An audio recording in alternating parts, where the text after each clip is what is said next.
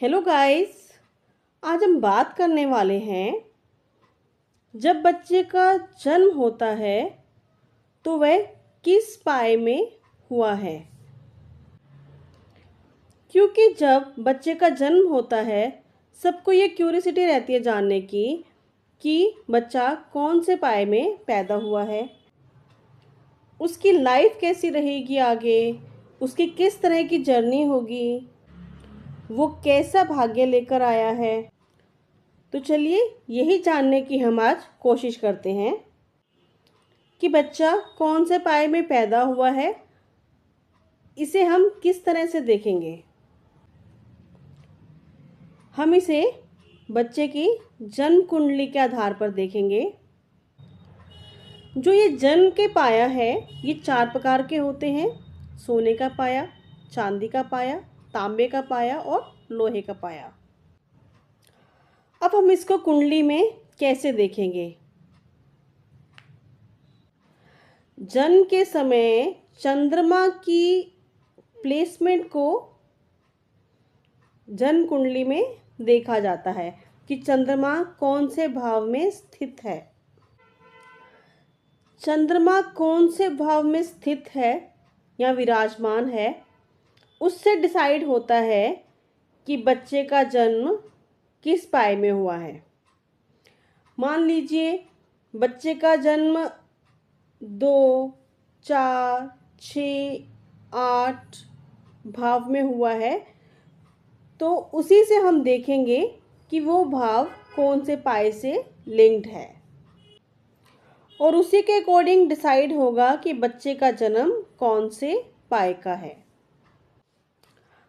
अगर चंद्रमा 1st, 6th and 11th house में है तो इसका मतलब है कि यह बच्चा सोने के पाए में पैदा हुआ है। सोना भले ही चांदी से, लोहे से बहुत महंगा है और इसको चाहने वालों की संख्या भी बहुत ज़्यादा है, लेकिन अगर हम भाव की बात करते हैं तो इस पाए में जिन भी जातकों का जन्म होता है बहुत अच्छा नहीं माना जाता है, क्योंकि इस भाव में जन्मे हुए जातकों को अपनी लाइफ में कठिनाइयों का सामना करना पड़ता है। उन्हें बहुत ज़्यादा सुख सुविधाएं हासिल नहीं होती हैं, रोग भी उन्हें घेरे रहते हैं, धन का अभाव रहता है।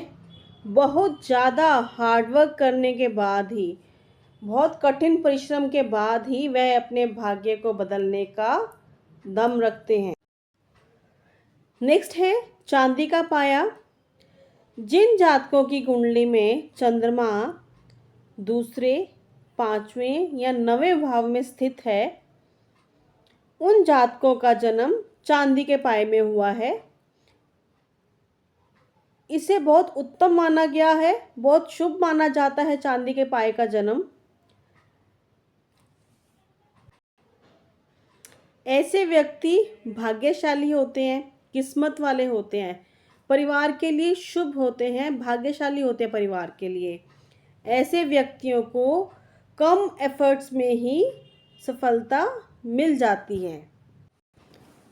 कम संघर्ष करने पर भी ये अपनी लाइफ में अच्छा कर लेते हैं। अब हम बात करते हैं तांबे के पाए की।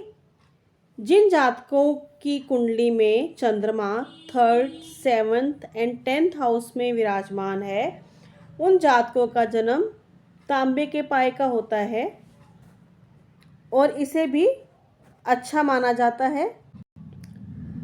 तांबे के पाए का जन्म शुभ माना जाता है। ऐसे जातक अपने लिए ही नहीं, अपने संगी साथियों के लिए भी भाग्यशाली होते हैं। ऐसे जातक अच्छी सोच रखते हैं, निडर सोच रखते हैं और उत्साही होते हैं।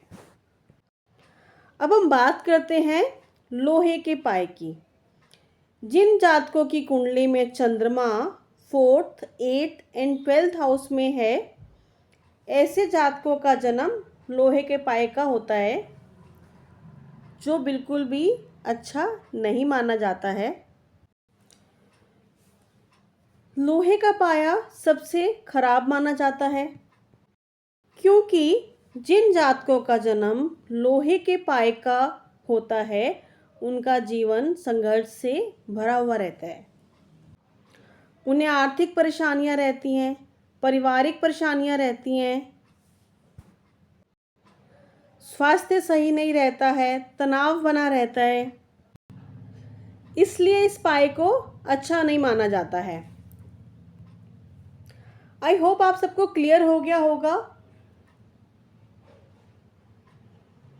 सब पाए किस तरह के होते हैं और उन पायों में जन्म लेने वाले जातकों का लाइफ जर्नी कैसा रहता है। गाइस, अगर अभी तक आपने चैनल को सब्सक्राइब नहीं किया है तो प्लीज़ सब्सक्राइब कर लीजिए, जिससे आपको अपकमिंग वीडियोस का नोटिफिकेशन ऑन टाइम मिल सके। अगर आपकी कोई क्वेरी है आप नीचे दिए गए नंबर पर हमें कांटेक्ट कर सकते हैं, कमेंट कर सकते हैं। अगर आपका इंटरेस्ट है टैरो रीडिंग, न्यूमरोलॉजी, नाड़ी एस्ट्रोलॉजी, वैदिक एस्ट्रोलॉजी सीखने में, तो आप हमें कांटेक्ट कर सकते हैं। कोर्स के बारे में जानकारी लेने के लिए व्हाट्सएप कीजिए। एवरी मंथ कोर्सेज स्टार्ट होते हैं।